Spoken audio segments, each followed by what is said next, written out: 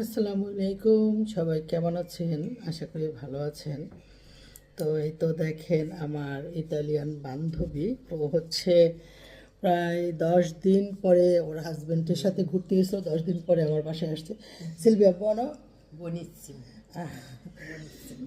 তো ও মানে আমাকে এই 10 দিন না দেখতে পেয়ে খুব ওর খারাপ লাগছে নাকি। ও বলতেছে, ফোন দিছে, তুই বাসায় আছিস, আমি তোর বাসায় আসবো। তো আজকে আবার আমাদের দুপুরে দাওয়াত, আর হচ্ছে রাতেও দাওয়াত। তো ভাবলাম যে ও যেহেতু আসবে তো ওকে খাওয়ানোর দরকার।